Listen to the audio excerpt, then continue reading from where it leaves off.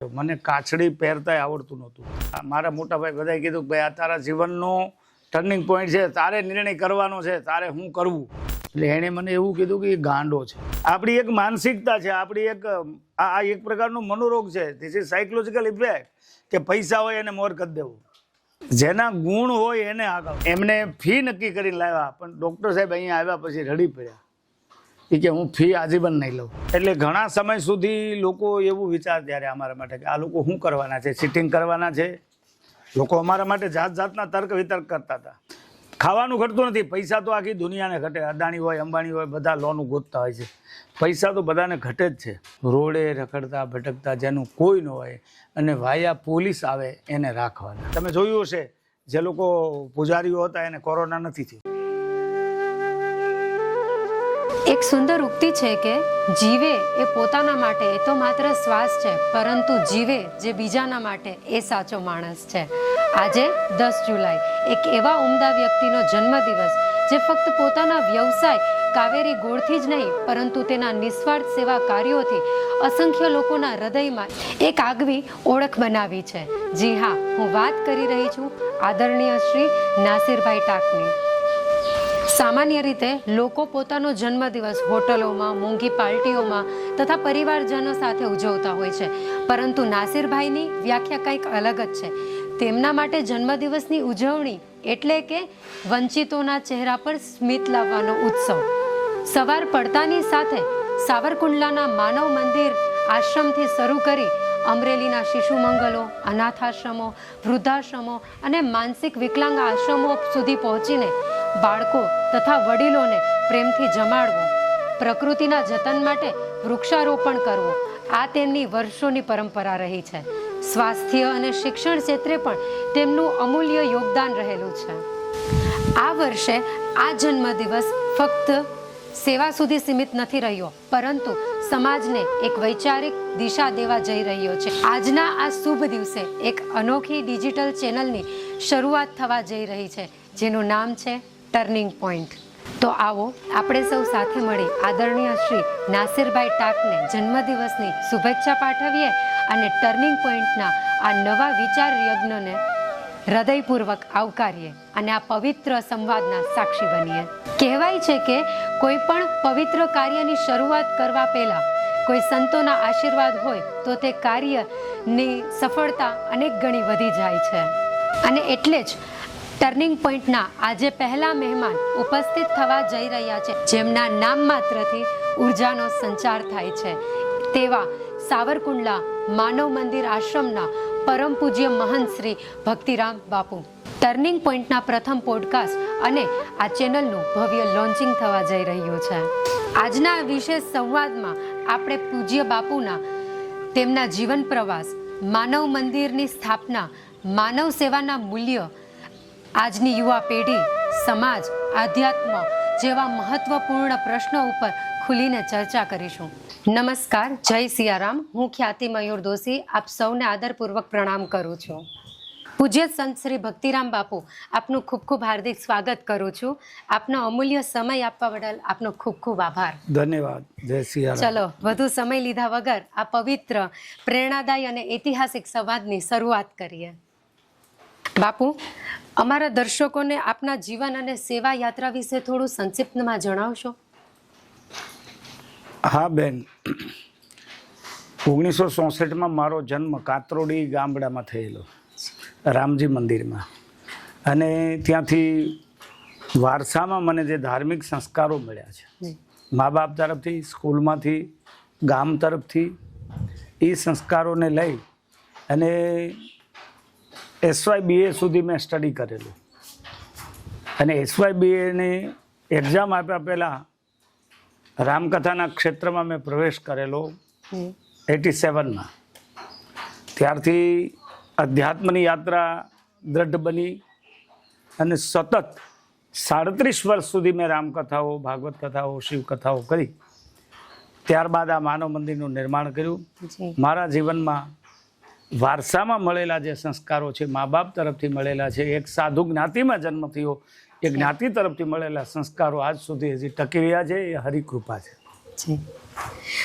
આપણા બાળપણ અને પરિવારના સંસ્કારોએ આપના જીવનમાં કેવી રીતે ઘડતર કર્યું?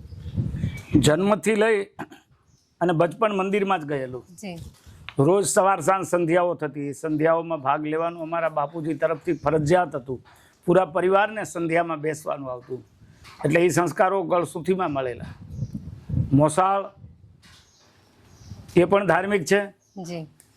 અને સાધુશાહી જ્ઞાતિમાં જન્મ થયેલો એટલે એ સંસ્કારો અમને વારસામાં આનુવંશિક મળેલા અને આજીવન એ જ પ્રમાણે ઘડતર થયેલું. અને જ્યારે વાતો થતી બપોર પછી કે સાંજના બેઠક ધાર્મિક થતી ત્યારે રામાયણની વાતો થતી, સોપાઈઓ સતત બોલાયા કરતી ધાર્મિક વાતો. અમે ત્યારે પાણી અંબાવતા અમારા પિતાજીને, ચા અંબાવતા, વડીલો એની પાસે બેસવા આવતા. જે કંઈ સત્સંગ થાય એ સંસ્કારો અમારા જીવનમાં કાયમ સ્થિત થયા છે. વ્યક્તિ જ્યારે નાનો હોય ત્યારે એને જે કંઈ આપવામાં આવે છે કુમળા છોડને કાયમ માટે એ જીવનના અંતિમ શ્વાસ સુધી એ સંસ્કારો બદલતા નથી. જીવનમાં એવો કયો ટર્નિંગ પોઈન્ટ આવ્યો બાપુ આપને કે તમને આધ્યાત્મ અને માનવ સેવાના માર્ગ તરફ પ્રેરણા મળી? 87માં દુષ્કાળ પડેલો બેન, અને એ સમય દરમિયાન પાણીની તંગી ઊભી થઈ. અમારું કાંતરોડીમાં રામજી મંદિર છે, ત્યાં ડીપવેલ છે. બપોરના સમયમાં અમારે ત્યાં હીરાના કારખાનાઓ જ્યારે ઇન્ટરવેલ પડે જમવા માટેનો, ત્યારે કારીગરો નવરા હોય એને બોલાવી પાણીની ડોલ ભરીને જ્યાં ઢોર પૂછડી ગયેલા પીડ્યા હોય એને પાણી પાવા જતા. એમાંથી બધાએ કીધું કે આપણે ગાયો માટે કંઈક કરીએ.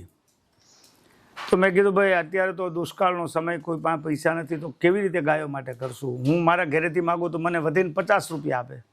બોલે આપણે અહીંયા કથા કરીએ, જે કંઈ પૈસા આવશે એ ગાયો માટે વાપરશું, અનાજ આવશે એ પંખી માટે વાપરશું. મેં કીધું ભાઈ ફાળો લઈને જવાય એવું જ નથી, લોકો ફાળો ફાડી નાખશે. દુષ્કાળ છે, લોકો રાહત કામમાં જાય. બોલે આપણે માગવા નથી, સ્વૈચ્છિક રીતે આપે. અને અમે પહેલી વહેલી 87માં કથા તુલસીદાસ બાપુના વ્યાસાસને કરી.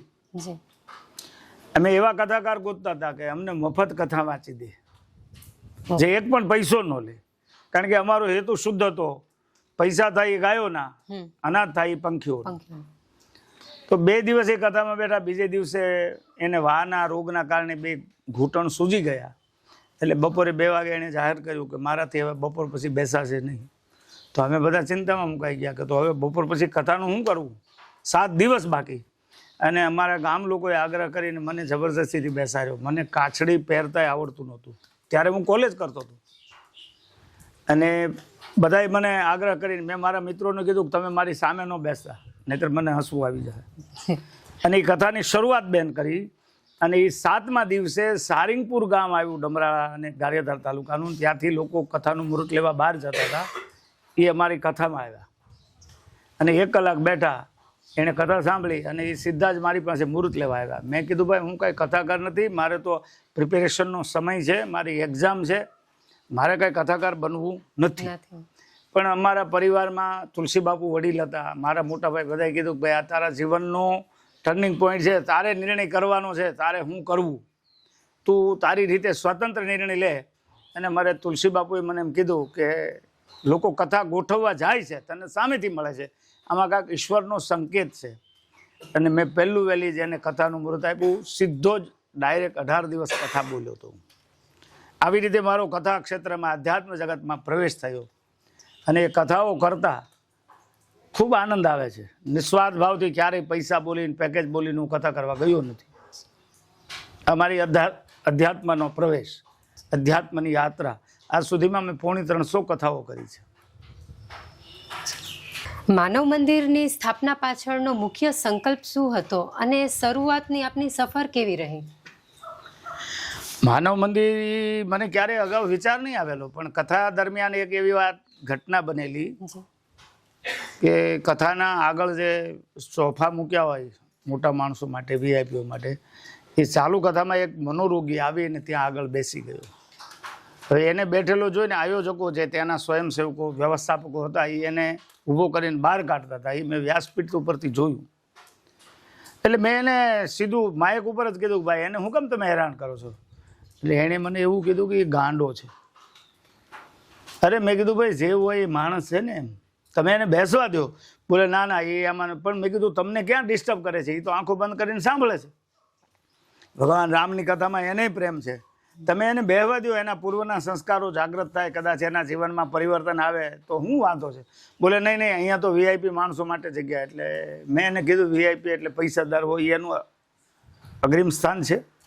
કથામાં તો બધા જ સરખા છે, કોઈ નાનો નથી, કોઈ મોટો નથી, કોઈ ગરીબ નથી, કોઈ તવંગર નથી. જેને ભાવ જાગે, જેને અંદરથી પ્રેરણા જાગે એ બધા જ કથામાં આવી શકે. પણ એ બધા મારું માન્યા નહીં કે અહીંયા વીઆઈપી લોકો આવશે. વીઆઈપી એટલે બૂટ પહેરીને ભાઈ આવે, મોબાઈલ જોયા કરે, સૂઈ જાય, પૈસા જેની પાસે હોય. આપણી એક માનસિકતા છે, આપણી એક આ એક પ્રકારનો મનોરોગ છે. ધીસ ઇઝ સાયકોલોજીકલ ઇફેક્ટ કે પૈસા હોય એને મોર કરી દેવું. જેના ગુણ હોય એને આગળ કરવું. એટલે એ મને ગમ્યું નહીં. એટલે મને વિચાર આવ્યો, એ લોકો કાંઈ મારું કયું કર્યું નહીં, એને બહાર કાઢ્યો, એ મને ન ગમ્યું. એટલે મને વિચાર આવ્યો કે હવે જે કાંઈ કરવું જોઈએ ને આવા લોકો માટે કરવું જોઈએ. તો શું કરવું એવા વિચારમાં 2-3 વર્ષ વયા ગયા. કારણ કે એ કેમ કરવું, શું કરવું. પછી એક વખત એવો વિચાર આવ્યો થોડોક સમય કે આપણે એક યુટિલિટી ગાડી લઈએ, એમાં બધું વ્યવસ્થા રાખીએ, પાણીનું બેરલ, બાલદાઢીના સાધનો, ખવડાવવાનું, કપડાં, અને જ્યાં મનોરોગી હોય ત્યાં એને નવડાવીએ, બાલદાઢી કરી આપીએ, જમાડીએ. તો વળી પાછા એમાં વિચાર આવે કે આપણે તો આજ કરીને વયા જાવ, કાલ પાછા એવા ને એવા થઈ જશે. પાગલતા એ પરિવારની દેન છે. પછી સમાજ એનો ડેવલપ કરે છે, લોકો એને સતત છેડવા કરે છે, ગાંડો આવ્યો, ગાંડો આવ્યો. તો આપણને કોઈ એવું કરે તો કેવું થવાનું? એટલે પાછો વિચાર આવ્યો કે એક કામ કરીએ કે આને જ ઉપાડીને એનું ઘર બનાવી દઈએ. એમાંથી આ માનવ મંદિરનું વિચાર બીજ રોપાયું. પણ એ કેવી રીતે કરવું એવું વિચારતા 3-4 વર્ષ વયા ગયા. આ કાંઈ હેલું તો નહોતું. પછી એક સંકલ્પ હતો, ઘરની જગ્યા લઈ માલિકીની જગ્યામાં કરવું, સરકારી વાળેલી જગ્યામાં નહીં, અનલીગલી કાંઈ નહીં, કાયદેસરની જગ્યામાં લેવાનું. આ 10 વીઘા અમે 2011માં ખરીદી કરી જમીનની, વેચાતી. પછી આને બિનખેતી કરાયું. 24 કલાકની લાઇટ લાવ્યા. 2012ના ઓગસ્ટમાં હું આવ્યો અને 13માં અમે માનવ મંદિરની શરૂઆત કરી દીધી કે જે રોડે રખડતા ભટકતા મનોરોગી હોય એને અહીં આશ્રય આપવો, એને જમાડવા. એમાં જામનગરમાંથી જે હમણાં જ જેમનું નિધન થયું એવા રામસિંહજી બાપુ રુદ્રાક્ષવાળા, એમણે અમને વહેલો સપોર્ટ કર્યો કે અહીંથી બધાને દવા ચાલુ કરાવીએ. બસ બાંધીને બધા, ત્યારે અમારી પાસે 35 હતા, જામનગર લઈ ગયા. એમાં એ લોકોએ અમને ખૂબ હેરાન કર્યા. જ્યાં બસ ઊભી રાખી ત્યાં વોશરૂમ જવા માંડે, કપડાં કાઢી નાખે, દુકાનોમાંથી વસ્તુ લઈ લે. પછી નક્કી કર્યું કે આને બહાર લઈ જવા નહીં પોહાય. પહેલી વહેલે ડૉક્ટર સુવાલકા સાહેબ જામનગર, એમણે આની ટ્રીટમેન્ટ આપી. પછી નક્કી કર્યું કે અહીંયા કોઈ ડૉક્ટર ગોતીએ. અને અમારે એક સંદેશભાઈ બાબરિયા કરીને છે, દૂરદર્શનમાં અમરેલી નોકરી કરે છે, એણે બીડું ઝડપ્યું કે બાપુ હું ડૉક્ટરને લઈ આવીશ, એની ફી હું આપીશ. અને વહેલા ડૉક્ટર વિવેક જોશી, જે મનોચિકિત્સક છે અમરેલીના, પોતાનું પ્રાઇવેટ હોસ્પિટલ, એમને ફી નક્કી કરીને લાવ્યા. પણ ડૉક્ટર સાહેબ અહીંયા આવ્યા પછી રડી પડ્યા. એ કે હું ફી આજીવન નહીં લઉં. એટલે ત્યારથી ડૉક્ટર વિવેક જોશીને લઈને સંદેશભાઈ બાબરિયા દર મહિને નિયમિત રીતે ગમે ત્યાં હોય, દિલ્હી હોય, બરોડા હોય, કુંભમાં હોય, નાગાલેન્ડ હોય, પણ ત્યાંથી અહીંની ડેટ હોય ત્યારે આવતા રહે, પોતાની કારમાં ડૉક્ટરને લાવે અને અમારા માનવ મંદિરની સારવાર ચાલુ છે. શરૂઆતના દિવસોમાં આપણે જ્યારે આશ્રમની શરૂઆત થઈ ત્યારે પડકારો કેવા હતા અને તમે એમાંથી કેવી રીતે બહાર આવ્યા? અમે જ્યારે આ જગ્યા લીધી અને માનવ મંદિર એવું બોર્ડ માર્યું ત્યારે લોકો એક વિચારમાં હતા કે આ માનવ મંદિર એટલે શું કરવાના હશે. અમે અહીંયા કોઈ ભગવાનનું મંદિર તો બનાવ્યું નથી, કોઈ સંપ્રદાયનું મંદિર બનાવ્યું નથી, કોઈ અમારે સતી સેવકો નથી, અમે કોઈ યુનિટી બનાવેલી નથી, કેવળ માનવ મંદિર. એટલે ઘણા સમય સુધી લોકો એવું વિચાર ત્યારે અમારા માટે કે આ લોકો શું કરવાના છે, સિટિંગ કરવાના છે. લોકો અમારા માટે જાત જાતના તર્ક વિતર્ક કરતા હતા. પછી અમે જ્યારે મનોરોગીને રાખવાનું ચાલુ કર્યું એટલે આજુબાજુના ગામડામાંથી એક નવો શબ્દ મને મળ્યો, ગાંડાવાડી ચાલુ કરી, ગાંડાવાડી. એટલે લોકો જલ્દીથી આવતા નહોતા અહીંયા, કારણ કે આ લોકો ગાળો બોલી જાય, મારવા દોડે. પણ ધીમે ધીમે લોકોને ખ્યાલ આવતો ગયો. ત્યારે શરૂઆતના દિવસો તો અમારા માટે બહુ કપરા હતા. આવક કાંઈ નહીં. અમારો એક નિર્ણય હતો, ક્યારે આના નામે ફંડ ફાળો કરવો નહીં. સરકાર તરફથી હજી અમે 1 પૈસાની ગ્રાન્ટ પણ નથી મળી અથવા તો નથી લીધી. અને આ ચલાવવું અત્યારે તો ખૂબ કૃપા છે. આ સમાજના સારા માણસોનો બહુ મોટો સહયોગ અમને મળી રહ્યો છે કે અમારે ખાવાનું ક્યારેય ઘટતું જ નથી. લોકો જમાડવા આવે છે. પણ શરૂઆત અમારી એવી હતી કે કોઈ અહીં આવવા તૈયાર નહોતું, કોઈ જમાડવા તૈયાર નહોતું, અને એ જે સ્ટ્રગલ કરવી પડી ત્યારે અમે નવા હતા એટલે લોકો અમને ઉધારે નહોતા આપતા અને ઉછીનાય નહોતા આપતા. એ સમયમાં ઘણી બધી વસ્તુઓ વેચતા ગયા અને આવડું આ ચાલુ રાખ્યું. પણ ઈશ્વરે સામું જોયું છે કે અત્યારે બહુ ચિંતા નથી, ખાવાનું ઘટતું નથી. પૈસા તો આખી દુનિયાને ઘટે, અદાણી હોય અંબાણી હોય બધા લોનું ગોતતા હોય છે, પૈસા તો બધાને ઘટે જ છે. પણ અમારા માટે એક ઈશ્વરની કૃપા ગણો છે, ગણો ખાવાનું ક્યારેય ઘટ્યું જ નથી. માનવ મંદિર મનોરોગી મહિલા આશ્રમના કાર્ય વિશે થોડું અમારા દર્શકોને વિગતવાર જણાવશો? હા જી બેન, અમે જ્યારે શરૂ કરેલું ને માનવ મંદિર ત્યારે જેન્ટ્સ અને લેડીઝ બંને રાખેલા. જી. પણ એક વર્ષે અમને એ ખ્યાલ આવ્યો કે આ બંને સાથે ન રાખી શકાય, એટલે ધીરે ધીરે છોકરા વિભાગ બંધ કર્યો. એમાં એક દીકરી આવી હતી જેના ઉપર ખૂબ જ રેપ થયેલા, અને ત્યારે મને આમ એવું થયું કે દુરુપયોગ તો દીકરીઓનો થાય જ ને, આપણી દીકરીઓ માટે કરો. રોડે રખડતા ભટકતા જેનું કોઈ ન હોય અને વાયા પોલીસ આવે એને રાખવાના. જેમ સાજા થતા જાય એમ પાછો એનો પરિવાર ગોતીને એને પરત સોંપવાના. એટલે સવારમાં 7:30 જાગી જાય બધા, 7:30 નાસ્તો તૈયાર હોય. અને અમારો એક કડક નિયમ અહીંયા, કોઈને બળજબરી કાંઈ કરવાની જ નહીં, ફરજિયાતવાળું કાંઈ નહીં. મોઢું ધોવું હોય તો ધોવે, બ્રશ કરવી હોય તો કરે, નાહવું હોય તો નાય, એને સ્વતંત્ર રહેવા દેવાના. નાસ્તો કરવા વયા આવે તોય ના નહીં પાડવાની, નાસ્તો કર્યા પછી બ્રશ કરે તોય મને વાંધો નથી. એના જીવનમાં કોઈ ડિસ્ટર્બ કરવાનો મને હક કે અધિકાર પણ નથી. 8:30 નાસ્તો પૂરો થાય પછી જેને નાવું હોય નાવા જાય. અમુક દીકરીઓ કામ કરે, જેને વાળવાની ઈચ્છા હોય, જેનો શોખ હોય, એ ગ્રાઉન્ડ તમે જોયું હશે અમારી ચોખ્ખાઈ, એ દીકરીઓ વાળે.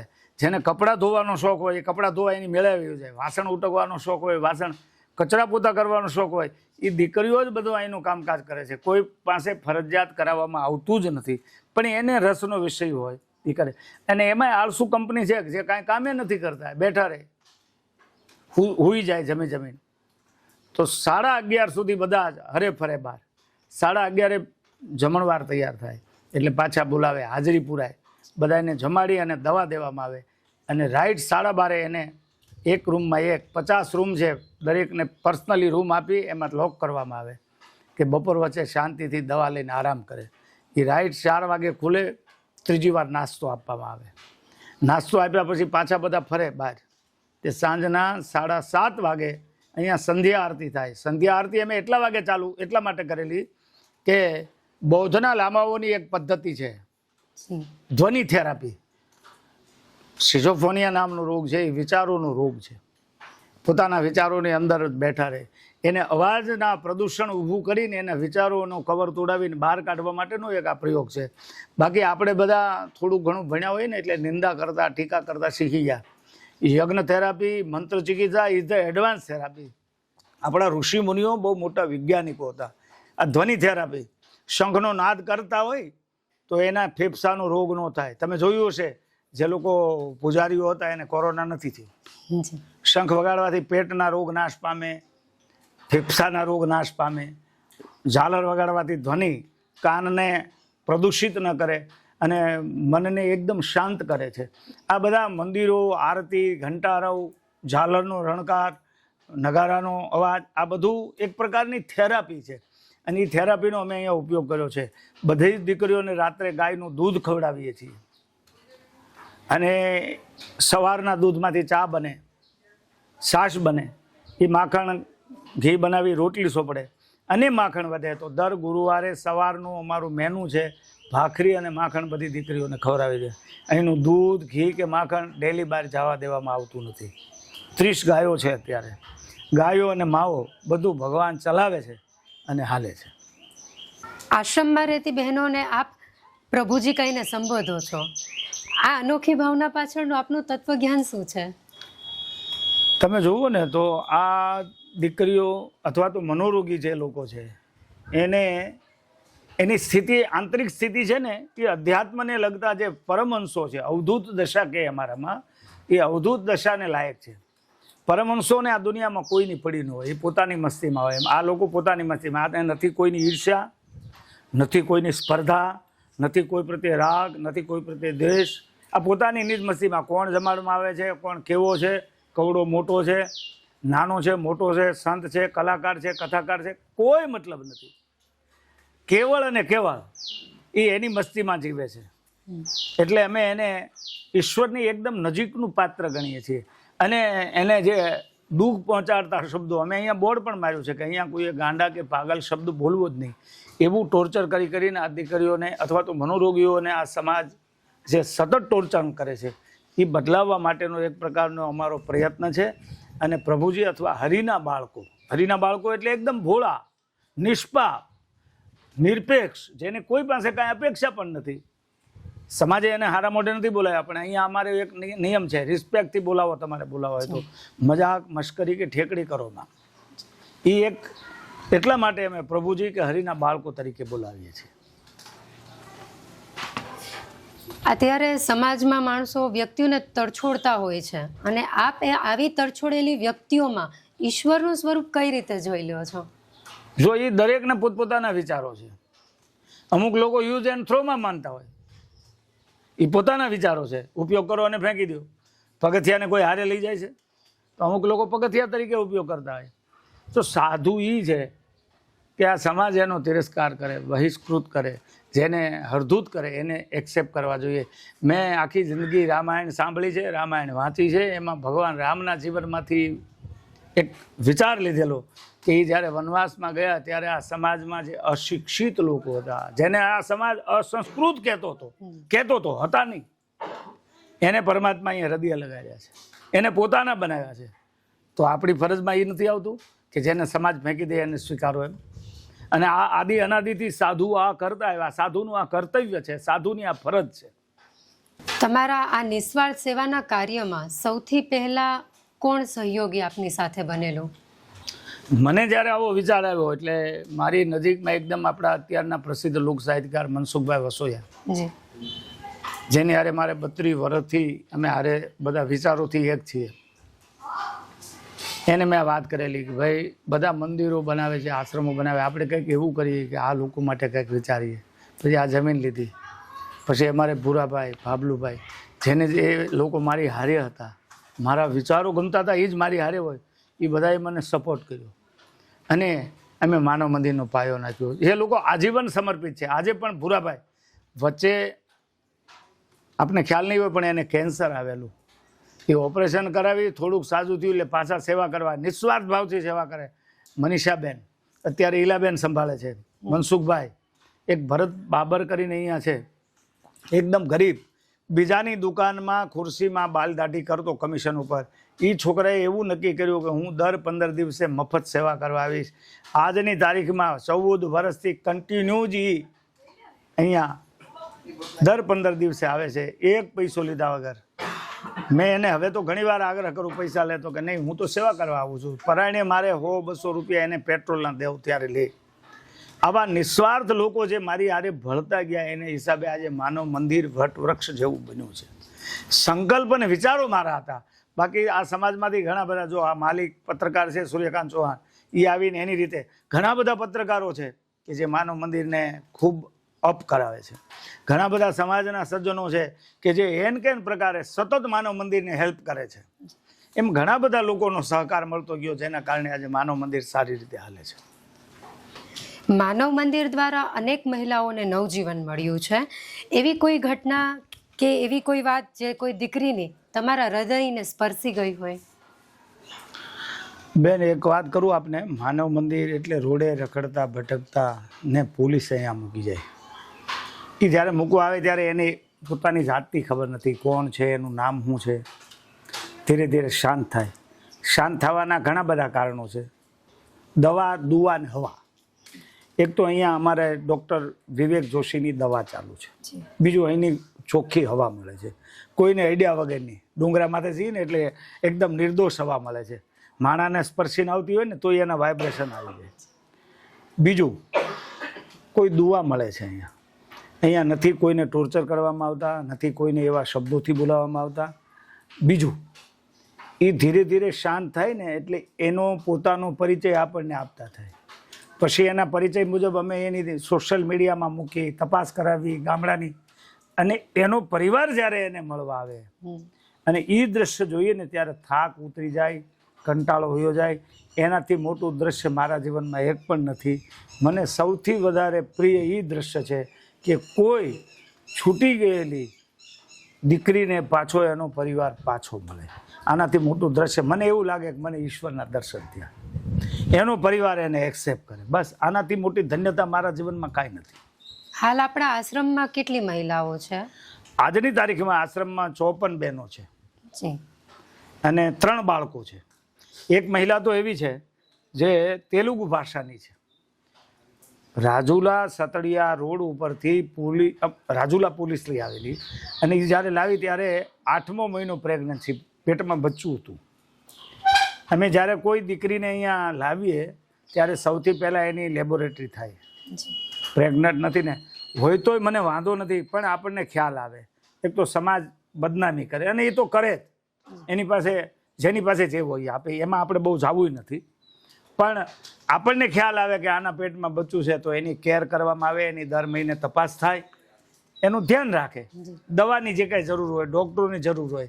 તો આ દીકરીને 1 મહિને દીકરી જન્મી, એનું નામ અમે લક્ષ્મી પાડ્યું છે, એ બાઈનું નામ. એની દીકરી જન્મી, એનું નામ આમ હુલામણું નામ રાધા છે, એનું મૂળ નામ દેવાંગી છે. આજે 8 વર્ષની થઈ છે, ઇંગ્લિશ મીડિયમમાં ભણે છે. અને એ જે મનોરોગી બહેનો હોય છે એને જ્યારે પોલીસ લાવે ત્યારે પોતાની જાતને ઓળખતી નથી. એવા 3 બાળકો છે. એક મનોરોગી બહેન અમરેલી પોલીસ, અમરેલી એરોડ્રામ ઉપરથી દીકરી બેને લાવેલા. એની માં 1.5 વર્ષે સાજી થઈને જતી રહી, પણ પાગલ અવસ્થામાં જન્મેલી દીકરી એને એક્સેપ્ટ ન કરી, એટલે એ બીજી દીકરી રહી. એક છોકરો છે, એ કોઈ એની મજબૂરીના કારણે અહીંયા છે. એટલે 1 દીકરો અને 2 દીકરી અને 54 મહિલાઓ અત્યારે આપણા માનવ મંદિરમાં બિરાજે છે. આપના મતે સાચી ભક્તિ એટલે શું? ભગવાન દરેક જગ્યાએ છે, અણુ અણુમાં છે. ભગવાન શિવે રામાયણમાં એવું કીધેલું, જ્યારે બધા જે ભેગા થયા, રાવણનો ત્રાસ વધી ગયો છે કે હવે આપણે ભગવાન પાસે જઈએ, બ્રહ્માજી, શિવજી, બધા દેવતાઓ, એવી કથા રામાયણમાં છે. તો કે ભગવાન ક્યાં છે, ત્યારે બધાએ અલગ અલગ એડ્રેસ આપ્યા. કોઈએ કીધું ક્ષીરસાગરમાં, કોઈ કીધું વૈકુંઠમાં, કોઈ કીધું અહીંયા, કોઈ કીધું સાકેતમાં, કોઈ કીધું આમાં, કોઈ આમાં. એનો અર્થ એ જો બધા પાસે પરફેક્ટ માહિતી નહોતી. એટલે બ્રહ્માજીએ શિવજીને પૂછ્યું કે શિવજી, તમે બધાથી વડીલ છો, મોટા છો, તો તમે કહો ને ભગવાન ક્યાં. ત્યારે શિવજીએ જે અભિપ્રાય આપ્યો એ હું તમને કહું. હરિવ્યાપક સર્વત્ર સમાના, પ્રેમતે પ્રગટ હોય મેં જાના. ઈશ્વર સર્વવ્યાપી છે, તમારો જ્યાં પ્રેમ હોય ત્યાં પ્રગટે. સ્વામી રામસુખદાસજી, આ દેશના મહાન રામાયણના ચિંતક, એમણે પણ એવું લખ્યું છે કે ઈશ્વર સર્વવ્યાપી है, त्रिकालाबातीत है, इनको ढूंढने के लिए इधर उधर जाने की जरूरत नहीं, आप जहाँ पे हो वहाँ बुलावा कीजिए. અને એનું પ્રમાણ છે, મહાભારતમાં દ્રૌપદીએ સભાની વચ્ચે સાદ કર્યો તો ત્યાં કૃષ્ણ આવ્યા હતા. સુધનવાએ તેલકડામાં સાદ કર્યો તો ત્યાં પરમાત્મા આવ્યા હતા. અધ્યાત્મ જગત એમ કહે છે કે હિરણ્યકશિપુએ જ્યારે થાંભલો જગાવ્યો, પ્રહલાદને બોલાવ્યો બધભાઈ, તો પ્રહલાદે ન્યા ચિંતન કર્યું તો એ ધગતા થાંભલામાં પરમાત્મા આવ્યો. તો એનો અર્થ એ છે કે ઈશ્વર સર્વવ્યાપક છે, બ્રહ્મ વ્યાપક છે. એ કોઈ સીમિત નથી. તમારા બનાવેલા બીબામાં પકડાઈ જાય એવો બ્રહ્મ હોતો નથી. ઈશ્વર સર્વવ્યાપી અસ્તિત્વ છે. સમગ્ર યુનિવર્સ જેના દ્વારા સંચાલિત થઈ રહ્યું છે એ પરમાત્મા. અને રામાયણમાં લખ્યું છે કે હું બધાના હૃદયમાં છું. ગીતાકારે ચોખવટ કરી છે. નારદ ભક્તિ સૂત્રમાં લખ્યું કે અહમ ભક્તમ હૃદયમ તિષ્ઠામિ, હું બધાના હૃદયમાં છું. તો દરેકના હૃદયમાં ઈશ્વર છે. તો ઈશ્વરને ગોતવા જવાની ક્યાં જરૂર છે? જો તમને ચેતનમાં ચૈતન્ય ન દેખાય તો જડમાં ચૈતન્ય કેમ દેખાશે? એટલે આ જે મનોરોગીઓ છે એમાંય આપણું ઈશ્વર છે જ. અને આપણે એને એટલા માટે કે જગત એને તિરસ્કૃત કરે છે અને પોતાની જાતને ડાયા માનનારા માણસો સતત બીજાને નિગ્લેક્ટ કરે છે. મને ક્યારેક વિચાર આવે કે તમે ભાઈ હોશિયાર છો 100%, તમે બુદ્ધિશાળી છો, હોશિયાર છો, પણ એનો અર્થ એ થોડો છે કે અમે મૂર્ખાઓ છીએ.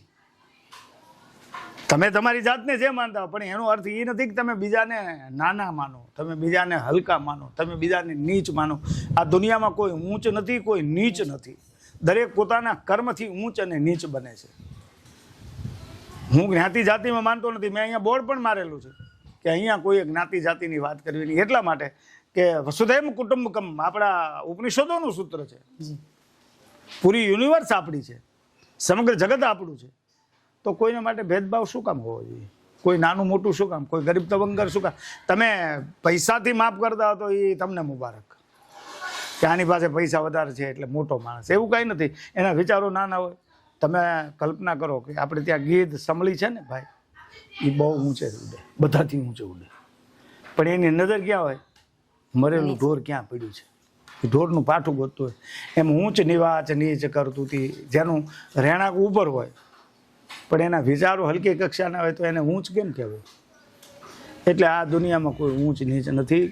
કોઈ જ્ઞાતિ જાતિ તો ઠીક છે, વ્યવસ્થા ખાતર કોઈએ કર્યું હોય તો મારા મત મુજબ વસુધૈવ કુટુંબકમ, બધા જ માનવ જાત પ્રત્યે પ્રેમ રાખો, બધાને સામાન્ય ગણો. અને વ્યવહારિક ભેદ છે કે આ માં છે, આ બાપ છે, આ પત્ની છે, આ બેન છે, એ વ્યવહારિક ભેદ છે. બાકી બધામાં ઈશ્વર તો છે જ. આપ કથા બી કરો છો, આપ આશ્રમ બી ચલાવો છો, તો ભગવાનની ભક્તિ અને માનવ સેવા વચ્ચે કેવો સંબંધ છે આપના માટે? કથાઓ કરતો અને હજી પણ કરવાનું છું, કારણ કે અમારે તો આશ્રમ ચલાવવો છે. અમે ક્યાંય ફંડ ફાળો કરતા નથી.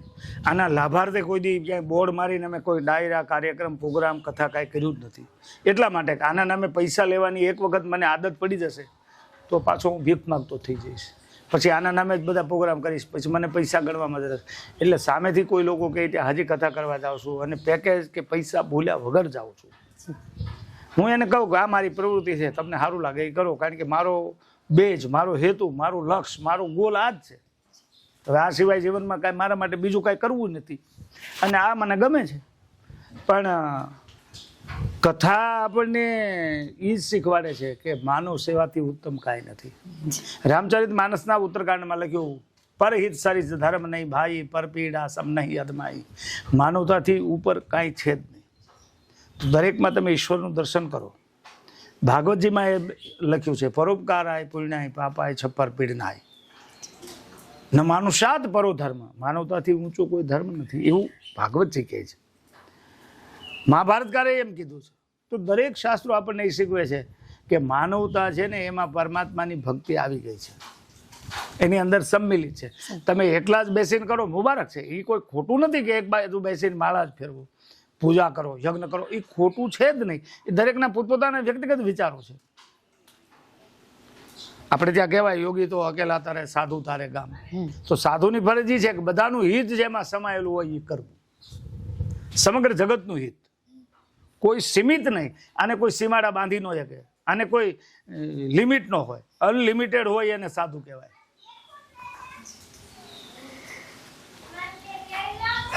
આજના વ્યસ્ત જીવનમાં મનની શાંતિ મેળવવાનો સૌથી સારો માર્ગ કયો છે આપની દ્રષ્ટિએ? આજનો સમય સારામાં સારો છે, પણ માણસ પોતે જ પોતાની પાસે નથી રહેતો, એને શાંતિ ક્યાંથી મળે? જ્યારે આપણે કોઈને મળવા જઈએ છીએ ને, મને વચ્ચે એક પ્રોફેસર સાહેબે કીધું હતું હું તમારી પાસે અધ્યાત્મની ચર્ચા કરવા માટે 1 કલાક બેસવા આવવાનું. ત્યારે મેં સાહેબને એવો જવાબ આપેલો કે વેલકમ, ગમે ત્યારે આવજો, પણ તમે તમારી પાસે હો ત્યારે આવજો. માણસ પોતે જ પોતાની પાસે નથી. આજનો યુગ તમે જુઓ તો આ મોબાઈલ સારી વાત છે, હું એનો વિરોધી નથી, અમે ઉપયોગ કરીએ, પણ અધોગતિ તરફ વધારે લઈ જાય છે. આજે માણસ કોઈની હારે રહેતો નથી. એમ કે રજામાં પરિવાર સાથે રહેવું, વેકેશનમાં બાપ આવ્યા પછી બા એકલી બેઠી હોય ને હવના મોબાઈલમાં હોય. તમારા મોબાઈલમાં ફ્રેન્ડ કેટલા છે એનું મહત્વ નથી. તમારી પાસે 5000 ફ્રેન્ડ હોય, 50000 ફોલોવર્સ હોય, એ જરૂર નથી. આઈસીયુમાં હોય ને ત્યારે તમારા જ હોય, ઓલા ફેસબુકિયા ને ઇન્સ્ટાગ્રામિયા ન હોય. એટલે તમે તમારી પાસે રહ્યો ને એ મહત્વનું છે. આજના યુગમાં એ જરૂર છે કે તમે તમારી પાસે રહેશો એટલે તમારી અંદર શાંતિ રહેલી છે. આજે લોકો એમ કહે પહેલાં આકાશવાણી થતી, હવે કેમ નથી થતી? પણ આપણે જ અશાંત છીએ તો એ આકાશવાણી ક્યાંથી સાંભળીએ? એની ફ્રિકવન્સી આપણીથી મેળવી જોઈએ ને. તમે એવું જીવનમાં વિચારો કે હું આજે અડધો કલાક શાંત બેહી, વિચાર વગર, બ્લેન્ક અવસ્થા, એ સમાધિ છે, એ અસ્તિત્વની પ્રાપ્તિ છે. તો તમને કંઈક અંદરનું જ્ઞાન પ્રાપ્ત થાય. પણ માણસ પોતે જ શાંત નથી અને શાંતિ ગોતે છે, એ ક્યાંથી મેળ પડવાનો છે? આપના માટે ગુરુનું જીવનમાં મહત્વ કેટલું છે? અદ્ભુત. જે માણસને પોતાનો ઈષ્ટ ઉપાસ્ય અને સદગુરુ યાદ આવે ને રડાઈ ન જાય તો એ માણસ નગુણો છે. આપમુખી ન બનવું, ગુરુમુખી બનવું. ગુરુનો અર્થ એ છે બેનજી, બરાબર સાંભળી લ્યો. ગુ નામ અંધકાર, સંસ્કૃતનું મૂળ ધાતુ છે ગુ. ગુ એટલે અંધકાર, રૂ એટલે પ્રકાશ. અંધારામાંથી અંજવાળા તરફ લઈ જાય. ઋગ્વેદનું સૂત્ર છે અસ્તો માં સદગમય, તમસો માં જ્યોતિર્ગમય, મૃત્યુર્માં અમૃતમ ગમય. અમને અંધારેથી અંજવાળે લઈ જાય, અમને અજ્ઞાનમાંથી જ્ઞાન તરફ લઈ જાય. જે સત્ય અને નિસ્વાર્થ ભાવથી સમજાવે એ આપણો સદગુરુ. ગુરુ ઘણા પ્રકારના હોય. પહેલા ગુરુ તો માં છે કે એણે આપણા બાપને ઓળખાણ કરાવી કે આ તારા પપ્પા છે. બીજો ગુરુ બાપ છે કે આપણા માટે એણે ફાટેલી ગંજી પહેરી પણ આપણને સપલ નવા લઈ દીધા કીધા.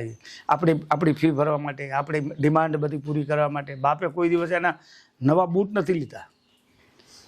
ત્રીજો ગુરુ છે અક્ષર જ્ઞાન આપે છે, આપણને ભણાવે છે. ચોથો ગુરુ ધંધો શીખવાડે છે, શૂટિંગ કરતા શીખવાડે, દરજી કામ શીખવાડે, કડિયા કામ શીખવાડે, ખિસ્સા કાઢતા શીખવાડે. આ બધા ગુરુઓ જ છે ને, કંઈક નવું શીખવાડે. પણ સદગુરુ એ છે જે સત્યનો માર્ગ સમજાવે. અજ્ઞાન તિમિરાંધસ્ય જ્ઞાનાંજન શલાકિયા ચક્ષુ ઉન્મિલિતમ એન તસ્મે શ્રી ગુરુવે નમઃ. જ્ઞાન રૂપી આંજણ આજી અને જે ચરમ ચક્ષુઓ છે એ નહીં પણ આંતર ચક્ષુઓને જે ખોલી દે અને જે આત્મજ્ઞાન કરાવે, સાચું સમજાવે, એ આપણો ગુરુ છે. બાકી તો સ્વાર્થ હોય ત્યારે બધા સલાહ તો આખી આ દુનિયા આપે, સલાહ તો મફત મળે છે. બીજા બધામાં આ દુનિયા સ્વાર્થી છે, બીજું મફત કાંઈ નથી દેતું, મફત સલાહ જ દઈશ. હવે આપણે જરૂર સલાહની નથી, સહકારની છે.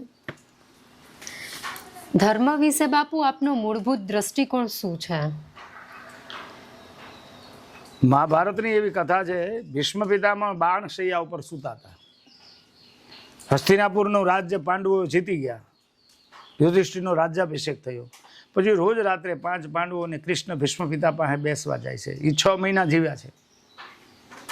અને ત્યાં યુધિષ્ઠિર પ્રશ્નો કરે છે, એનો જવાબ ભીષ્મ પિતામહ આપે છે. એમાં એક પ્રશ્ન એવો છે યુધિષ્ઠિરનો, દાદા ધર્મ કોને કહેવાય? અને ભીષ્મ પિતા જે એને જવાબ આપ્યો એ હું તમને કહું કે હે યુધિષ્ઠિર, ધર્મસ્સ તત્વમ નિહિતમ ગુહાયા મહાજનો એન ગતઃ સપંથા. ધર્મનું તત્વ એટલું બધું ગહન છે કે તું પાળી નહીં શકે. તો મારે શું કરવું? તો કે મહાપુરુષો જે રસ્તે હાલ્યા હોય ને એ રસ્તે હાલવાનો પ્રયત્ન કરજે, એમાં ધર્મ સમાયેલો છે. આની આ જ વાત રામાયણના ઉત્તરકાંડમાં કાગભૂષણડી પાસે ગરુડ કથા સાંભળવા ગયા. કેટલું આમ ટ્રેજડી છે તમે જુઓ. કાગભૂષણડી એટલે કાગડો આપણી દ્રષ્ટિએ, અને ગરુડ એટલે પંખીઓનો રાજા, મોટામાં મોટું પક્ષી. છતાં એ મોટો માણા કાગડા પાસે. એનો અર્થ એ છે કે સારું જ્યાં મળતું હોય ત્યાંથી લેવાય. સાચું જ્યાંથી મળતું હોય, સારું લાગે એવું તો આખી દુનિયા બોલે છે, સાચું લાગે એવું કોક જ બોલે છે. તો સાચું લાગે એ લેવું. તો ગરુડ કાગભૂષણડી પાસે ગયા. એમાં ઉત્તરકાંડમાં 7 પ્રશ્નો છે ગરુડે પૂછેલા ભૂષણડીને. એમાં એક પ્રશ્ન છે કે હે ગરુડજી, હે કાગભૂષણડી, ધર્મ કોને કહેવાય? What is the meaning of ધર્મ? અને ત્યારે ભૂષણડીએ જવાબ આપ્યો કે હે ગરુડ, પરહિત સરીસ ધર્મ નહીં ભાઈ. બીજાનું ભલું કરો, આનાથી મોટો ધર્મ દુનિયામાં નથી. પરહિત સરીસ ધર્મ નહીં ભાઈ. અને આ જ વાત ભાગવતમાં ન માનુષાત પરો ધર્મ, માનવતાથી ઉત્તમ કોઈ ધર્મ નથી. આ ધર્મની ડેફિનેશન હાવ ટૂંકમાં. અત્યારે ધર્મ અને જ્ઞાતિવાદમાં બહુ ભેદભાવ ચાલે છે, એના વિશે આપના શું મંતવ્ય છે?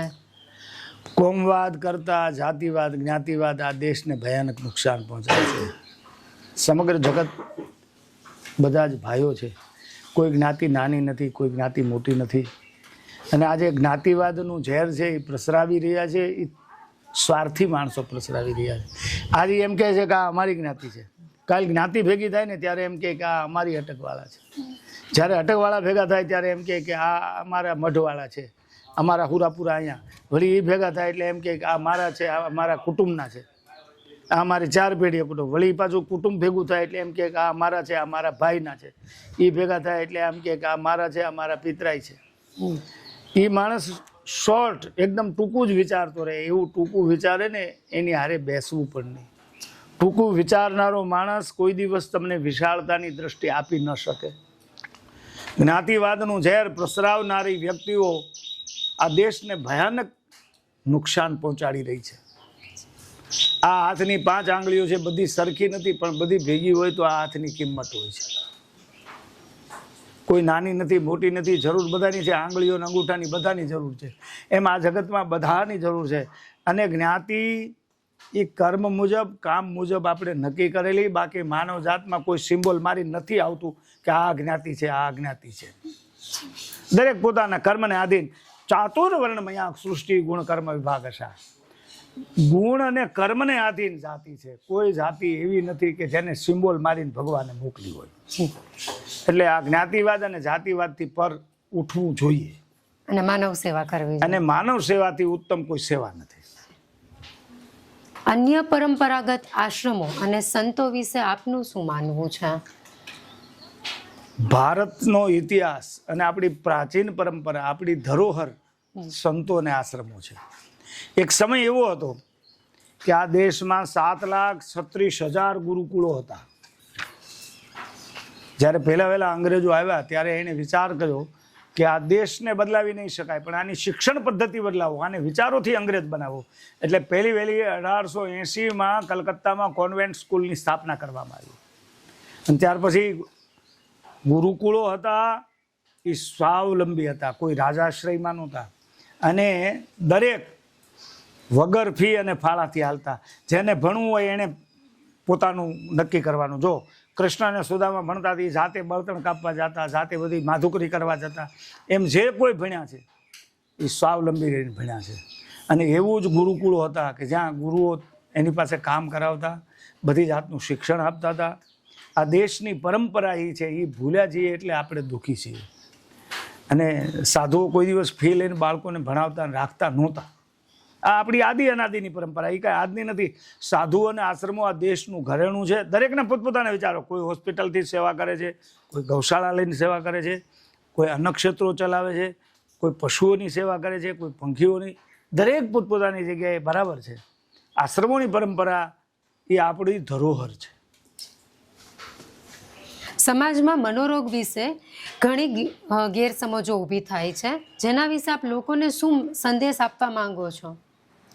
મનોરોગ એક પ્રકારનો જેમ શરીરના રોગ થાય એમ માનસ રોગ કીધા છે. રામાયણના ઉત્તરકાંડમાં પણ આનું વર્ણન છે માનસ રોગોનું, ઘણા બધા પ્રકાર. અને આપણા આયુર્વેદમાં આને 49 પ્રકારના વાયુઓ કીધા છે.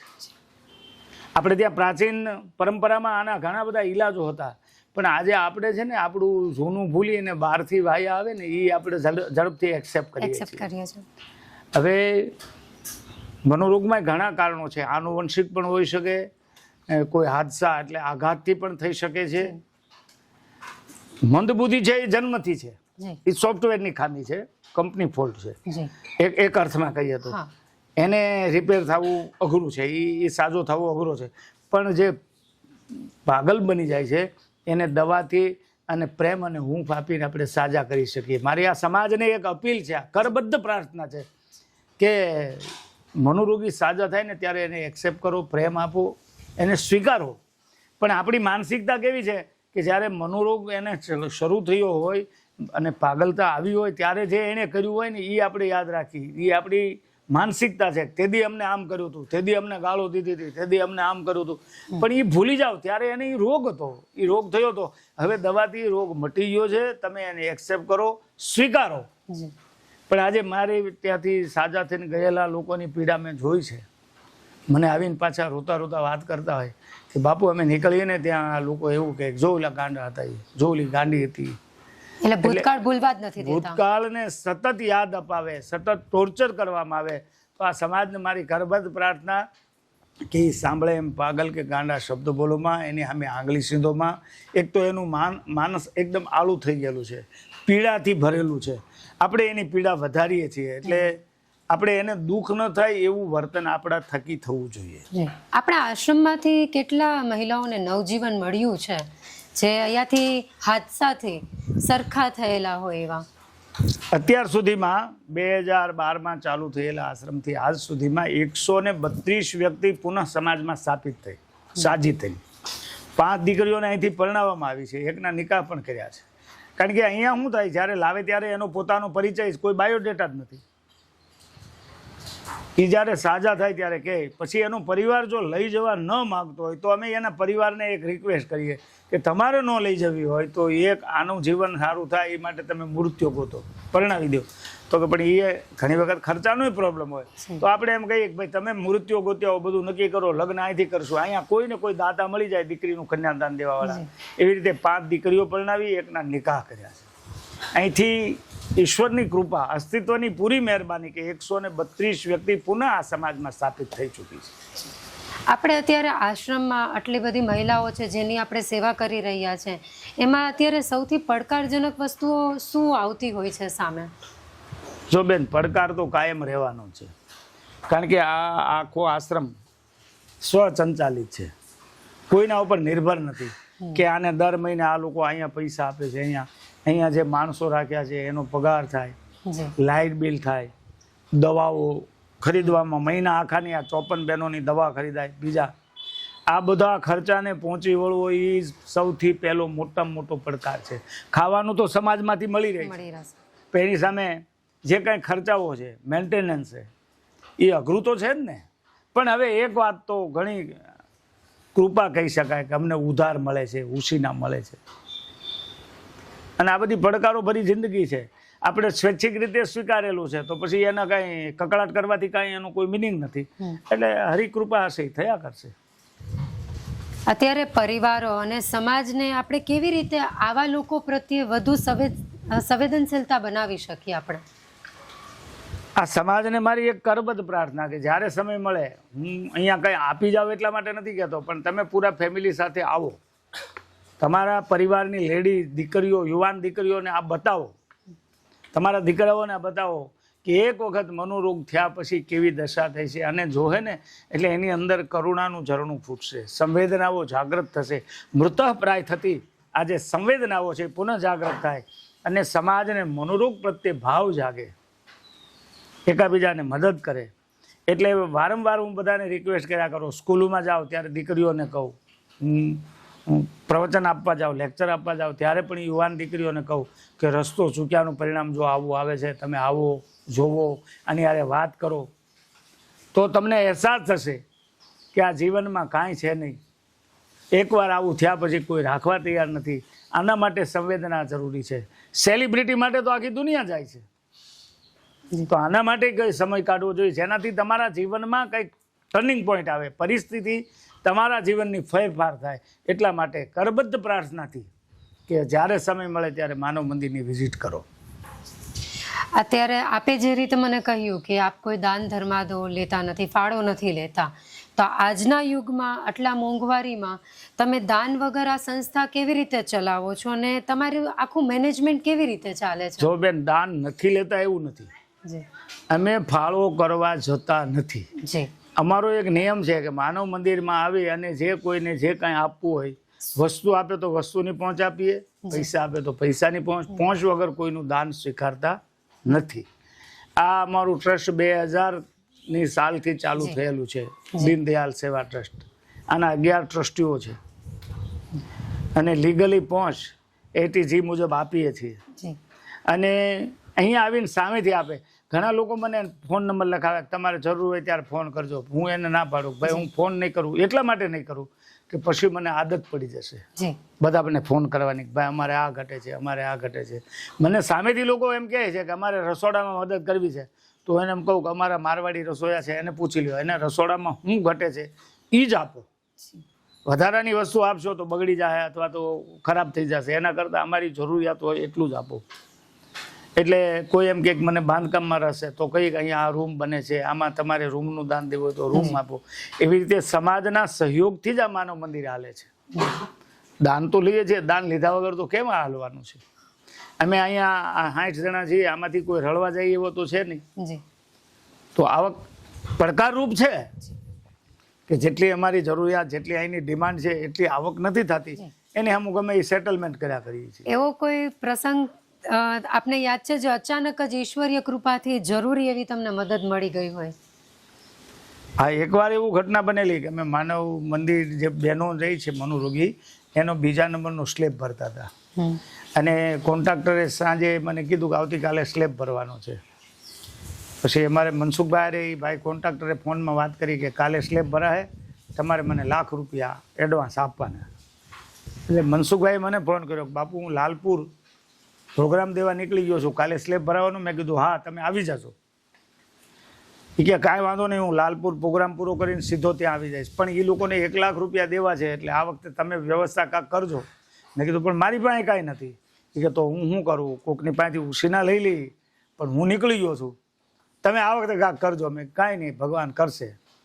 એ એક વખત એવી ઘટના બનેલી કે હું આખી રાત સૂઈ નહોતો એ ગયો, હું સવારે પૈસા ક્યાંથી આપીશ. અને સવારે 6:45 થયા.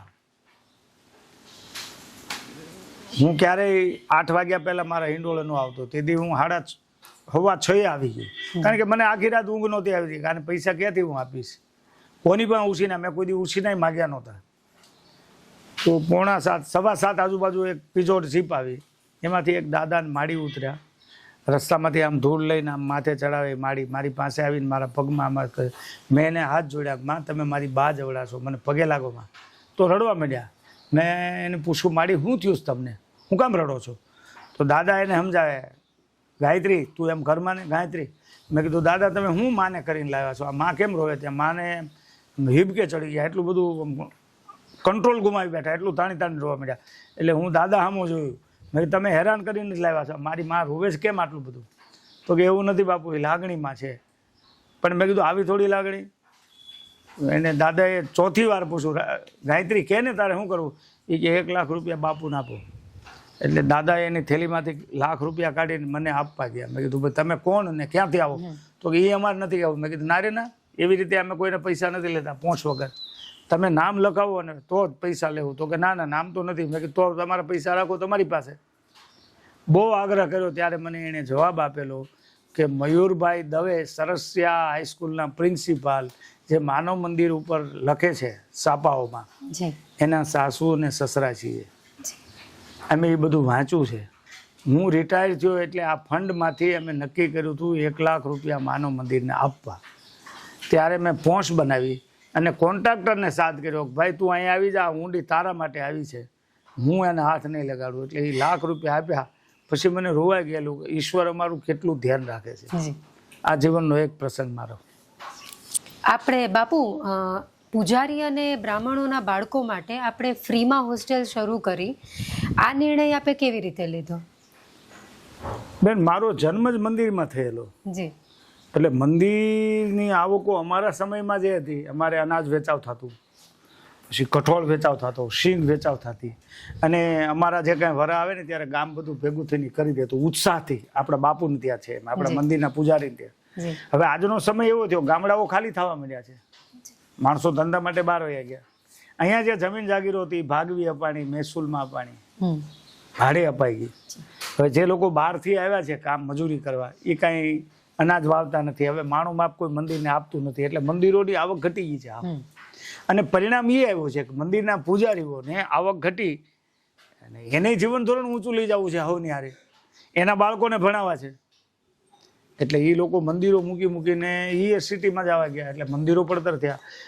ભારતીય ઇતિહાસમાં અધ્યાત્મ જગતમાં સોરો, શિવાલય, શમશાન અને સ્કૂલ, આ 4 સંસ્કારોના પાયા છે. સોરો, શિવાલય, સ્કૂલ અને શમશાન. આ જેના સારા હોય ને જે ગામના, એની ઉન્નતિ થાય. આ સંસ્કારોના પ્રોડક્શન સ્થાન હતા. ગામના વડીલો મંદિરે જતા, ભેગા આંગળીએ છોકરાને લઈ જતા, એટલે એનામાં જે ધાર્મિક સંસ્કારો આવવા જોઈએ આવતા હતા. એ બંધ થયું, મંદિરે લોકો જાતા બંધ થયા, એની આવક ઓછી થઈ, એટલે પૂજારીઓ મંદિર મૂકીને ભાગ્યા. એટલે મને વિચાર આવ્યો કે આપણી એવડી હેસિયત નથી કે દરેક ગામડાના મંદિરના પૂજારીઓને પગાર આપીએ, એને કાંઈ હેલ્પ કરીએ કે. પણ ઘણા વિચારના અંતે એમ થયું કે ભાઈ જો બાળકો જ ભણાવવા માટે એ લોકો મંદિર મૂકતા હોય તો અમે શરત મૂકીએ કે ભાઈ તમે ગામના મંદિરની પૂજા કરો છો, તમારે આવક નથી, ગામના સરપંચ તો ગ્રામ પંચાયતનો દાખલો લઈએ તો તમારા છોકરાને અમારું માનવ મંદિર મફત ભણાવશે. તો અમે ગયા વર્ષે મોરારી બાપુના વરદ હસ્તે કુમાર સાત્રાળીનો પ્રારંભ કર્યો. મંદિરના પૂજારી એટલે તમે બરાબર સમજો, કોઈ એક જ્ઞાતિ માટે નથી. આ મંદિરની પૂજા કરતો હોય, સોરો, શિવાલય. પછી માણસને ધંધો હોય, નોકરી હોય તો એના બાળકોને મેં નથી સપોર્ટ કરવાના. આ હાવ ખુલ્લું ને ચોખ્ખું છે. જે લોકોને મંદિરની આવક ઉપર જ નિર્ભર છે જી એને સપોર્ટ માટે છે. એક આપણી ધરોહર બચાવવા માટેની મુહિમ છે આ. જી તો પછી વાત એવી આવી કે પૂજારીને એકલા છોકરા થોડા હોય, દીકરીઓ પણ હોય. એટલે આ વર્ષે મોરારી બાપુ, મુક્તાનંદ બાપુ, શેરનાથજી, નિર્મળાબા આદિ સંતોના વરદ હસ્તે દીકરીઓનું છાત્રાલય પણ, અને એ છાત્રાલય એવા કે એમાં ફી અને ફાળ હોય નહીં. એટલે બંને છાત્રાલયો માનવ મંદિર તરફથી આ પહેલ છે. અને એ સમાજને એક મેસેજ જાય કે મંદિરોને સપોર્ટ કરવો જોઈએ. જી એટલા માટે આ કોઈ એવોર્ડ લેવા માટે કે સન્માનપત્ર માટે નથી. જી અમે તો નાના એવા છીએ એટલે નાનું એવી શરૂઆત કરી છે. આ જોઈને મોટાને વિચાર આવે, બીજા લોકોને વિચાર આવે, અને આવું શરૂ થાય તો હું વધારે હું રાજી થઈશ. વધારે છાત્રાલયો થાય જ્યાં ફ્રી થવા જોઈએ. આપણે ત્યાં એક પ્રાચીન ધરોહર છે કે આશ્રમોમાં બાળકો ભણતા એની ફી લેવામાં સાધુઓ રાજી નહોતા. સાધુઓ કોઈ ફી લઈને ભણાવતા જ નહોતા. એટલે આપણે ત્યાં છાત્રાલયો ચાલુ થયા. આ તમે જે હોસ્ટેલ બનાવી, આ પહેલથી તમે સમાજને કેવા બદલાવમાં આવશે એવી આપની અપેક્ષા છે? અપેક્ષા નહીં બેન, શરૂઆત જ થઈ ગઈ છે. અમે જ્યારે આવી જાહેરાત કરી ને કે છાત્રાલય બનાવવું, જી ત્યારે સારા માણસોએ અમને એમાં રૂમ ડોનેટ કર્યા છે. લોકો કહે છે કે તમારા છાત્રાલયમાં કાંઈ જરૂર હોય ત્યારે કહેજો, જી. પણ અમે એક નિયમ રાખેલો, ક્યારેય કોઈને કહેવાનું જ નહીં. જેટલી આપણી જરૂરિયાત છે એટલું આવી રહે. નહીં આવે તેથી પાછું હું લોટ માગવા જાય, મને કાંઈ એવી શરમ નહીં આવે. મારા માટે તો નથી માગવું, જી તો એમાં શરમાવું શું કામ? પણ હજી જરૂર નથી પડી. અને આપણી પરંપરાને અનુરૂપ છે, પરંપરાથી વિરુદ્ધ પણ નથી. જે આપણી ધરોહર હતી, જે આપણી પ્રાચીન સંસ્કૃતિ હતી, એને શરૂ રાખવાનો અમારો એક આ નિમ્ન પ્રયાસ છે. બાપુ, એક પ્રશ્ન એવો પણ છે કે સમાજમાં આપણે પરિવર્તન લઈ આવવું હોય તો આપણે સરકારની રાહ જોવી જોઈએ કે વ્યક્તિગત પોતે જ પહેલ કરવી જોઈએ? જો બેન, પહેલી બાબત તો એ છે, તમે બીજાની રાહે રહ્યો ને એ તમારી માનસિક પંગુતા છે. તમને વિચાર આવે એ તમારે ચાલુ કરવું જોઈએ. જી કોણ શું કરે છે એ સમય વેડફવાની જરૂર નથી. એનાથી એક તો તમારો સમય બગડે છે, તમારે કાંઈ કરવું નથી.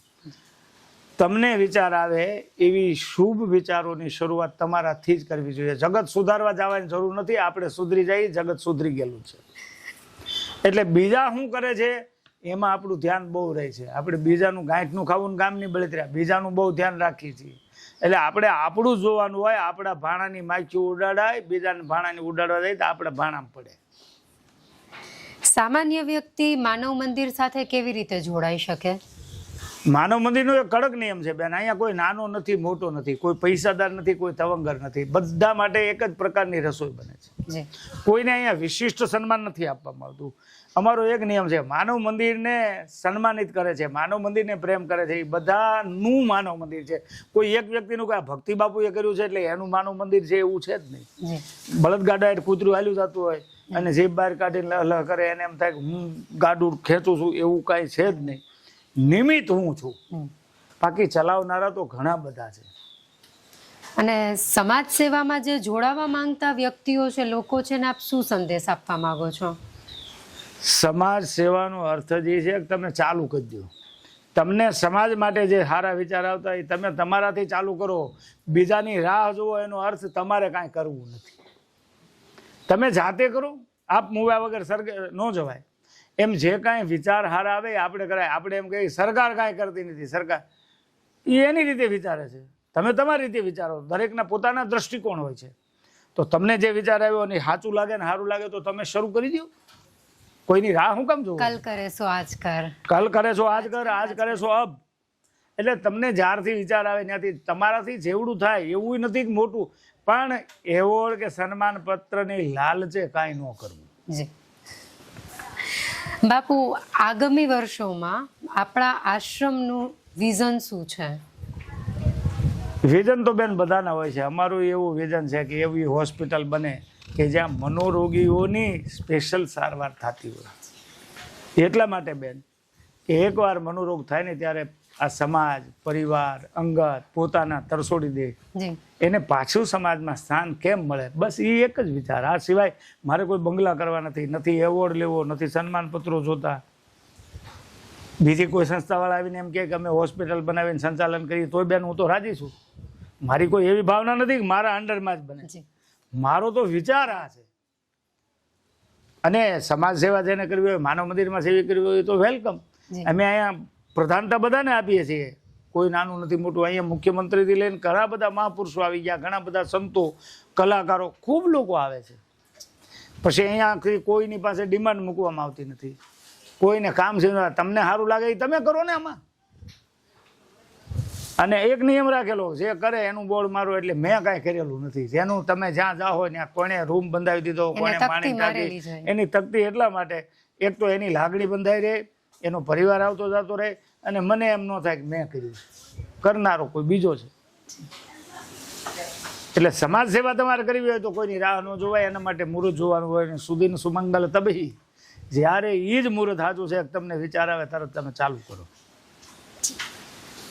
આજના યુવાનોની સૌથી મોટી શક્તિ અને સૌથી મોટો પડકાર શું છે આપની દ્રષ્ટિએ? હા, બહુ મહત્વનો પ્રશ્ન છે. આજના યુવાનો વધારે સમય મોબાઈલમાં ગુમાવે છે. જી નહીં, મોબાઈલ જરૂરી છે, હું એમાં ના નથી પડતો. અમે તે ખૂબ જ આ મીડિયાનો ઉપયોગ કરી, પણ અમે તો આના રોટલા હાટું કરીએ છીએ. જી તો આનો પોઝિટિવ ઉપયોગ પણ છે, નેગેટિવ પણ છે, પણ એની એક લિમિટ હોય.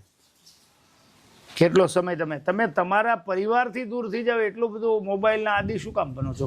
અને હવે તો મેં જોયું છે કે બહેનો છે એના નાના બાળકોને ન હાંચવું એટલે મોબાઈલ પકડાવી દે. આ ભયાનક રસ્તો છે અને આના પરિણામો અતિ ભયાનક આવશે. જે બાળક મોબાઈલને પ્રેમ કરે એ તમને નહીં કરે. જે લાગણીમાં આપણા વિશ્વના મોટામાં મોટા બાળ મનોવૈજ્ઞાનિક સિગમન્ડ ફ્રોઈડ, જે મનોવિજ્ઞાનના આદ્ય પિતા કહેવાય, એમણે એવું લખેલું છે કે બાળક 5 વર્ષનું થાય ત્યાં સુધી એની માના ગોદમાં રહેવું જોઈએ, તો જ માના વેબ્સ, માની સુગંધ એને રહેવે. એ બાળક કોઈ દિવસ એની માને વૃદ્ધાશ્રમમાં મૂકવાની જાય, કોઈ દિવસ એની માને નફરત નહીં કરે. આજે બાળક નાનું હોય ત્યાં ધવડાવવું નથી, રમાડવું નથી, પ્લે હાઉસમાં મૂકી આવું, મારી ના નથી. પણ તમે એને પ્રેમ આપો ને, પછી વૃદ્ધાવસ્થામાં તમે કહો કે અમારા બાળકો અમને પ્રેમ નથી કરતા. તમારે બાળકો હાટું થઈને દુઃખી થવું છે, બાળકોને સારી સ્કૂલમાં ભણાવવા, એમાં ના નથી. એટલા બધા વિચારો, મારો બાળક ફોરેન વયું જાય, ન્યા પૈસા કમાય, ન્યા એને મોટું થાય, ન્યા છોકરા થાય.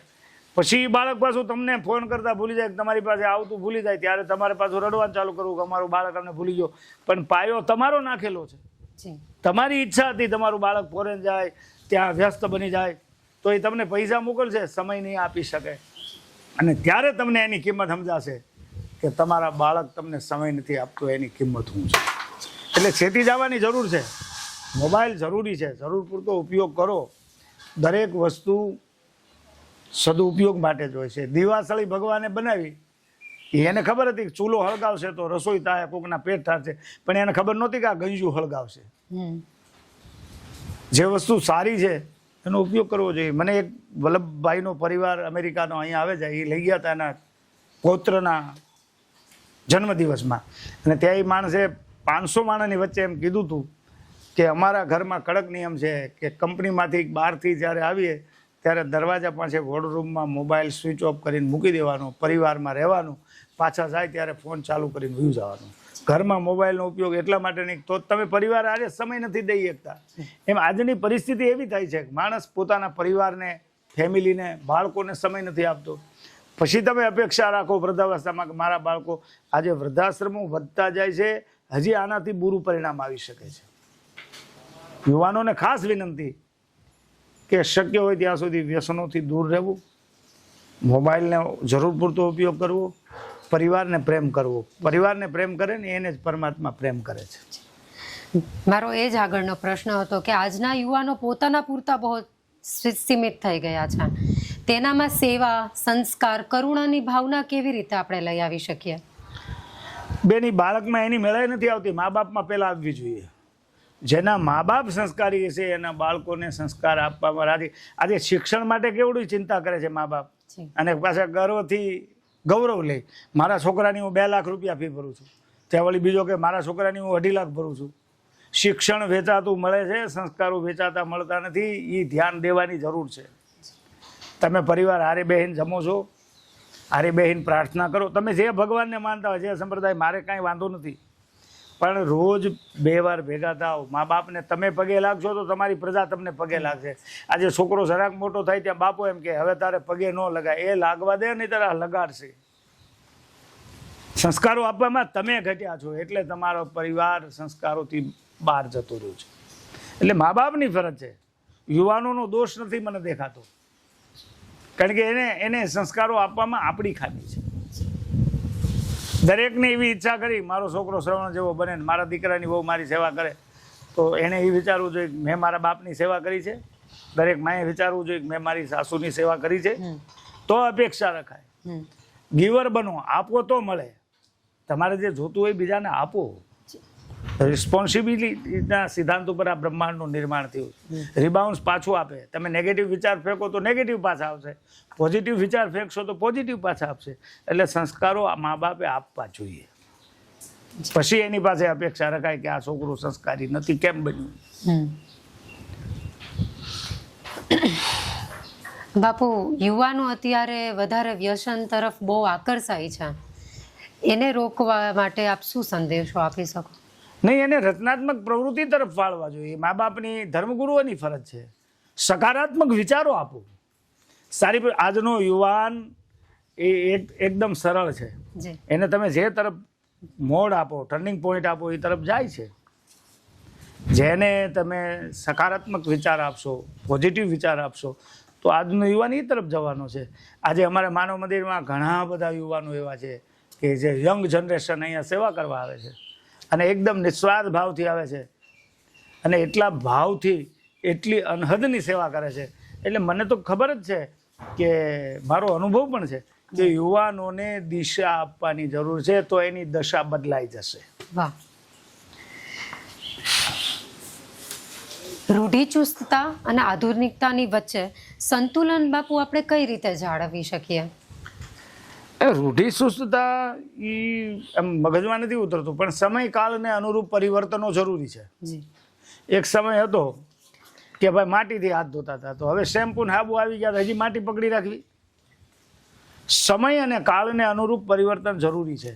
આધુનિકતાનું અનુકરણ ક્યાં સુધી કરાય? આપણા લેવલ સુધી કરાય. આપણને આપણા લેવલની ખબર. કોઈ માણસ આવું કરે તો આપણે એવું કરવું, ભાઈ મોટી ગાડી લેવા આપણે લઈ આવી. આપણે આપણી હેસિયત પ્રમાણે. અનુકરણ આંધળું ન હોવું જોઈએ. અનુકરણ ચોખ્ખું હોવું જોઈએ. આપણી કેપેસિટી મુજબ, આપણા માપ મુજબનું હોવું જોઈએ. બીજાનો બંગલો જોઈને આપણી ઝૂંપડી હળગાવવા ન જવાય. રૂઢિચુસ્તતાના નામે ઘણા બધા આપણે ખોટા માર્ગદર્શનો પણ દઈ દેતા હોઈએ છીએ. પણ આધુનિકતાને એટલી બધી નિગ્લેક્ટ પણ ન કરવી જોઈએ. સમયનો આવિષ્કાર છે, કોમ્પ્યુટર છે, મોબાઈલ છે, એ જરૂરી છે. તમે એમ કહો કે ભાઈ આપણે ન વપરાય, એવું થોડું હાલે. અત્યારના સમયમાં જરૂરી છે. ઓનલાઈન ભણતર હાલે છે, ઓનલાઈન બધું થઈ શકે છે. તમે જે માહિતી મેળવતા વર્ષો વીતી જાય, મોબાઈલના ગૂગલ ઉપર જાઓ તો ઘડીકમાં મળી જાય છે, તો ઉપયોગી પણ છે. એટલે રૂઢિચુસ્તતાના નામે ખોટા રસ્તે ન જવું. આજની નવી પેઢી માટે સફળ અને સુખી જીવનનું સૂત્ર આપ શું આપી શકો? કેવળ પોતાના માટે જીવતો હોય ને માણસ ક્યારેય સુખી ન થઈ શકે. બીજાના વિચાર કરજો, પરિવારને પ્રેમ કરજો. જો સુખી થવું હોય તો બીજાનો આ વિચાર કરતા શીખજો, એટલે તમે 100% સુખી થશો. બીજાના વિચાર એટલે કે ભાઈ મને જેવું સુખ જ્યારે જ્યાં મને મળે, બધાના વિચાર. કવિ નીનુ મજમુદાર, મુંબઈ. સુખ જ્યારે જ્યાં મળે મને બધાના વિચાર. તમને કાંઈક સારું થાય તો તમે તમારી જરૂરિયાત કરતાં વધારાની વસ્તુ બીજાને મદદરૂપ થાવ, હેલ્પ કરો. તમે લૂંટી લ્યો એના કરતાં લૂંટાઈ જાઓ એનો આનંદ અલગ હોય છે.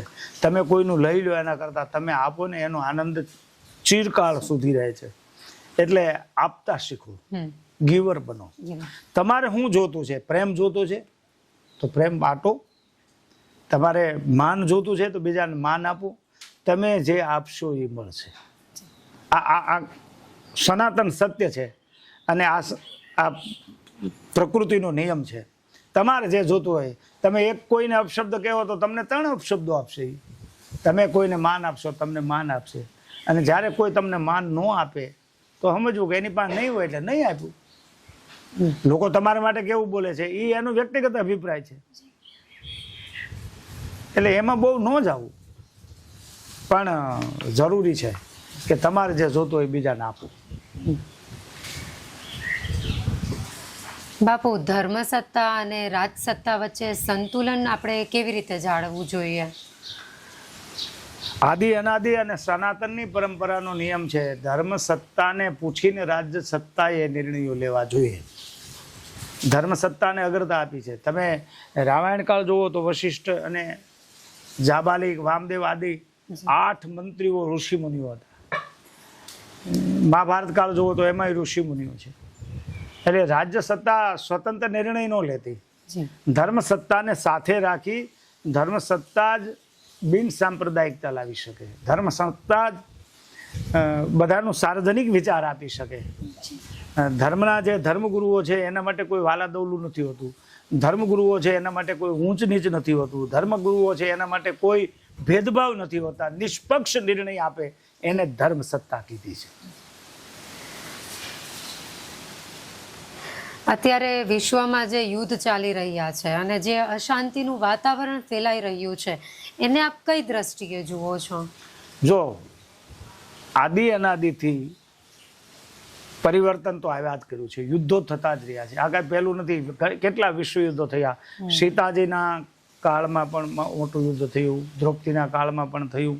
યુદ્ધો તો થયા જ કરે છે. યુદ્ધો એક એની જગ્યાએ છે, પણ માણસે પોતાએ કેવી રીતે રહેવું જોઈએ એ સંતુલન પોતાએ જાળવવું જોઈએ. યુદ્ધની અસર આપણા મન ઉપર થાય છે ને ત્યારે આપણને એ બધા વિચાર આવે છે, નેગેટિવ વિચારો.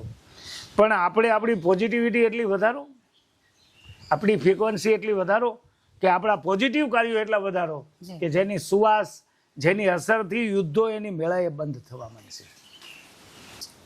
બાપુ, આપણી આ ચેનલનું આજે લોન્ચિંગ છે ટર્નિંગ પોઈન્ટનું, જેના આજે 10 જુલાઈના આદરણીય શ્રી નાસિરભાઈ ટાંક દ્વારા આ પોડકાસ્ટ ચેનલ શરૂ થવા જઈ રહી છે, તો આપ એના વિશે શું કહેવા માગો છો?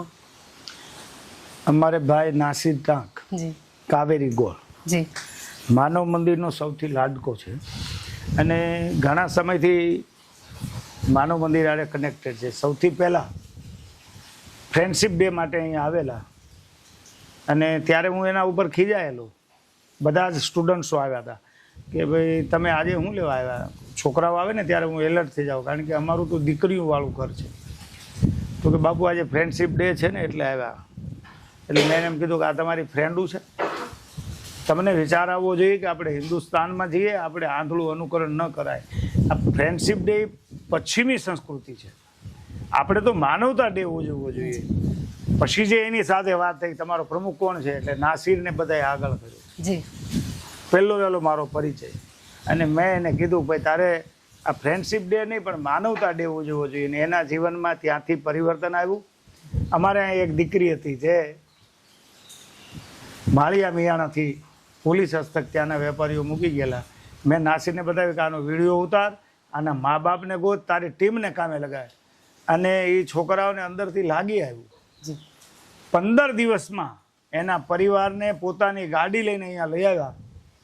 અને એ દ્રશ્ય અમે જેટલા હાજર હતા એ જોયું કે એની માં એની દીકરીને વરસ દિવસથી ગુમ થયેલી દીકરીને મળે છે, બધ ભરીને રોવે છે. એ દ્રશ્ય બધાને રોડાવી દીધા. ત્યારથી નાસિરના જીવનમાં પરિવર્તન, ત્યારથી લઈને આજ સુધીમાં એક પણ જન્મદિવસ એવો નથી ગયો કે જે એને માનવ મંદિરમાં ન ઉજવો હોય. ગમે ત્યાં ફોરેન હોય, બહાર હોય, ગમે ત્યાં હોય, ત્યાંથી દર રક્ષાબંધને અહીંયા આવી અમારી આ માનવ મંદિરની દીકરીઓ પાસે એ રાખડી બંધાવે છે. માનવ મંદિરની હરેક મુસીબતમાં માનવ મંદિરની સાથે ખડા પગે ઊભો રહે. અહીંનું ગૌશાળા એને એના મિત્રોને લાવેલ ભાઈ મોદી, ચિરાગ મોદી, બે થઈને અહીંની ગૌશાળાનું નિર્માણ કર્યું. નવો શેડ બનાવવો હતો. ગાયો મેં કીધું આ સિમેન્ટ કોન્ક્રીટમાં રહે છે મને નથી ગમતું, તો બધી ગાયો માટે ગાડલાઈ બે મિત્રોએ થઈને મોકલાવ્યા. વળી જ્યારે આવે ત્યારે દરેક જન્મ દિવસે માનવ મંદિરની જે જરૂરિયાત હોય દિલથી, ભાવથી અને પ્રેમથી પૂરી કરે છે. નાસિર આ અત્યારના યુવાનો માટે એક દીવાદાંડી સમાન એક મિસાલ છે કે એના જીવનમાંથી અત્યારના યુવાનોએ પ્રેરણા લેવી જોઈએ, માનવતાના કામ કરવા જોઈએ. એના દર જન્મ દિવસે આવી આ એક જ સંસ્થા નહીં, આવી ઘણી બધી સંસ્થાઓ છે કે જ્યાં નાસિરનું જમણવાર હોય. અને મદદ અહીંયા એક જ કરે છે એવું નહીં, એના જન્મદિવસે એના જન્મસ્થળ વિઠ્ઠલપુર ખંભાળિયામાં આખી સાયન્સની લેબોરેટરી બનાવી દીધી. જે માણસો પૈસા કમાઈને એને વાપરતા આવડવું જોઈએ એ મહત્વનું છે.